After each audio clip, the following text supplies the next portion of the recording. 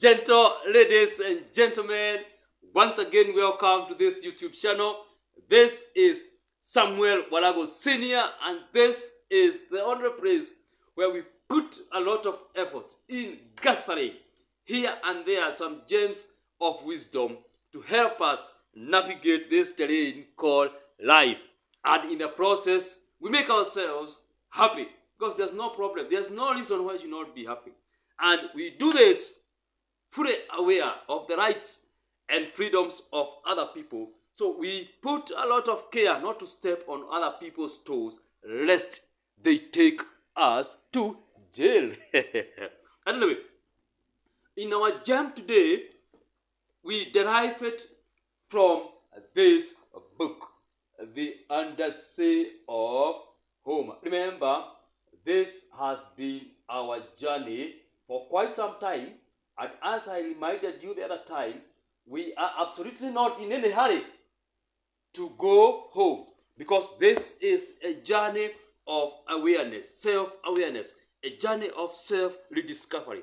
Because this home, while in one way is a physical place, this place we are calling home is also a state of awareness. So it's also a psychological place. And we are doing this by following two men, an old man and a young man, a father and his son.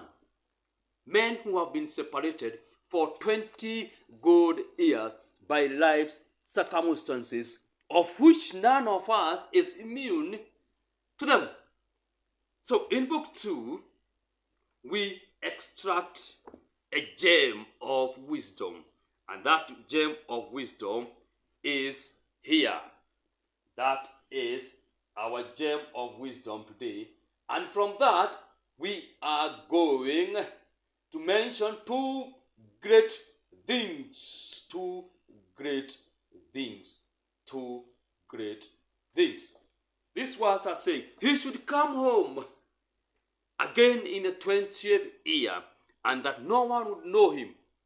And now, all this is coming true. He should come home again in the 20th year, and that no one would know him. And now, all this is coming true.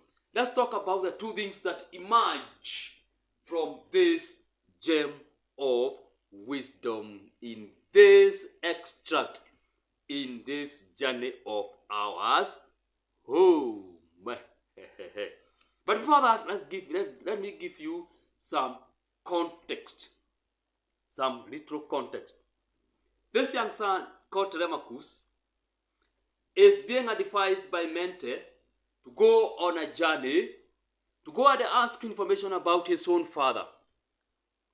This young son is leaving behind a crowd of irresponsible, greedy men, suitors, who want to go to bed with his own mother, Penelope. But these men are wasteful. He has tried all means to chase them away. They have remained stubborn, and they are saying they are not going anywhere. They will remain, and they eat, and they feast, everything. That's too mad. That's too bad. Bad. And now, while the assembly is still progressing, two eagles, Magago, two eagles come, and they go loud. They fight. They tear each other. And the men are amazed. Wow, what's happening here? These things have come here. They are tearing each other.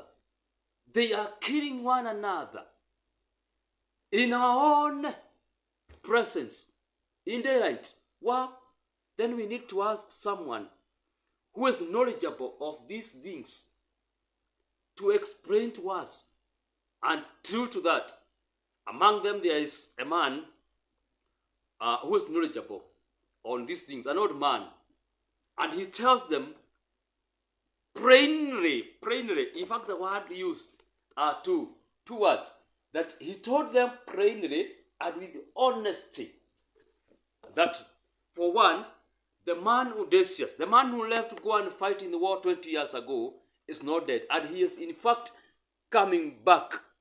And when he comes back, he is not coming back to laugh with you. He is not coming back to soothe you. He is not coming back to sit talk you people. He is not coming back to do all these things. He is coming back to cause havoc, to cause chaos, to kill, to destroy. So it's good time that you vacate, that you leave this house and go back to your places. He is serious. And in fact, he tells them at some point that he should come home again in the 20th year. Yes. And there's something that happens there, that when he comes in the 20th year, no one will know him. Akuna gutire modo okamumenya. No one will know him. Underline that. No one will know him. Then he proceeds and says what? And in fact, this thing itself is happening now. We talk now about the two things only, and we go home. One, learn to understand the words that people use. Learn to understand the words people use. Because when you know how people speak, as we say all the time, that language can be used to include and to exclude you. When people want to exclude you from their agenda, when people want to exclude you from their conversation, when people want to make you feel like an alien, like a stranger, while we're still in the same room, they will use a language you don't understand. Or they will use a language you understand, but in a way that is only understood by both of them only.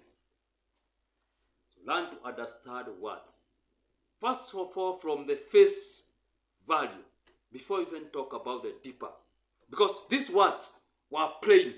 But did this man listen to these words? Did this man listen to these words?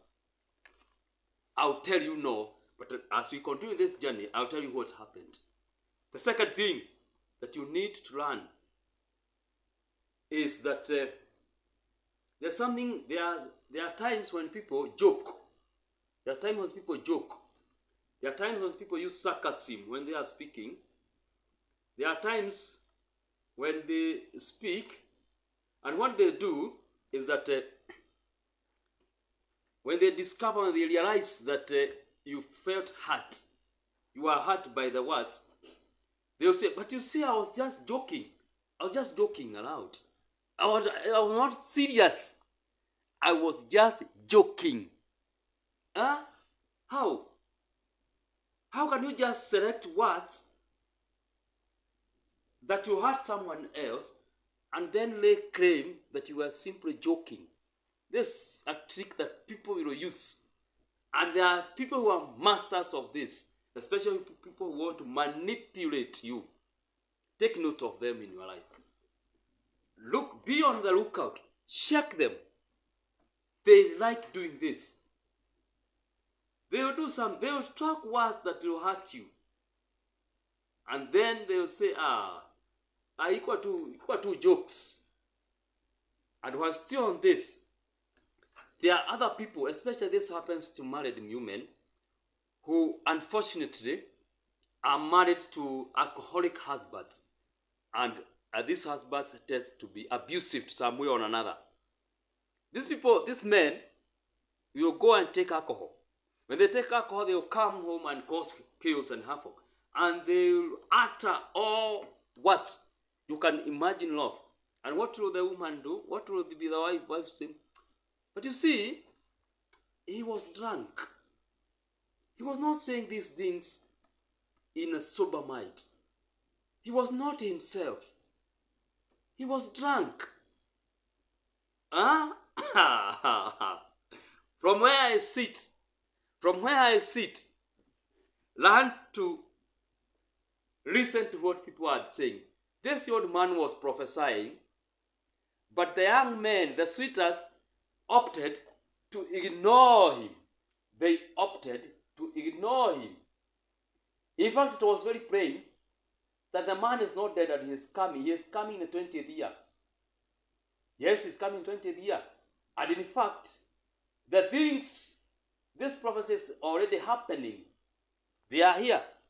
And when he comes, he's not going to be happy. He's not going to do the good. He is going to destroy. Did they listen? No. What happened? Let's continue with the journey. We shall see what happened. But before we wind it up, remember the two things that I've told you. Learn to understand the words that people use, the language that people use. Learn also to know when people use jokes, when people hide behind jokes and sarcasm, but they meant all they said. Because what, as I say in Tipopa, if of course you are part of a Tipopa, the program that I run called Tipopa, we say that language can be used as an instrument of control. That language can be used as a tool of oppression. That language can be used as a tool of liberation. So it's up to you now to know on which side you are. If you're on the receiving end, most likely someone else is using language to control you, to oppress you. But then if you're on the receiving end, you can choose to liberate yourself using the same tool called language. How this is going to happen is you can also only get it if you are part of Tipopa, where I talk now in depth about the whole thing. Once again, remember, he should come home again in the 20th year, and that no one would know him. And now all this is coming true.